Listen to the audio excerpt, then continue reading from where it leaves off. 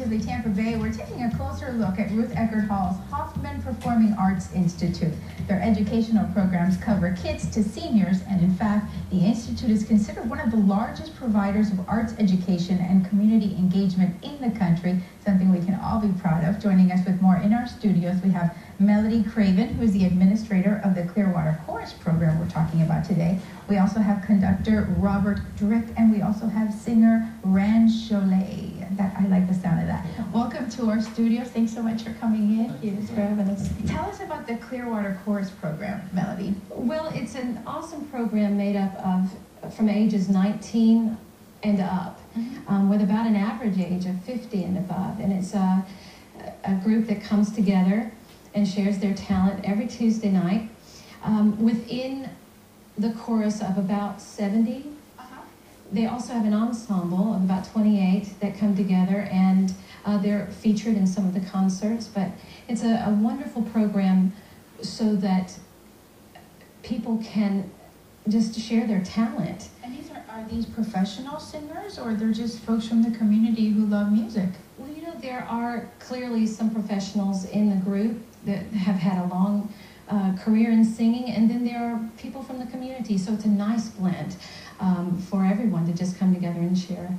Robert, how do you balance that as a conductor, taking the professionals and taking the folks who just love the music and making them all sound so great together? Well, the neat thing is it's a part of the performing, it's a performing art, but it's within an educational institution. So we're all learning together. I mean, even the professionals, some of them have not worked in this type of a chorus before, and it's a joy for me to take all the different voices, and it's also a matter of placing them so that you get the professional voices helping the other voices too. But we're just all kind of learning together, and the really good thing about it is when you finish learning, you get to stand in front of an audience and show them what you have learned, and that's the joy of a chorus or any performing arts. How does the rehearsal, how does the practice go? Do some of them help the others?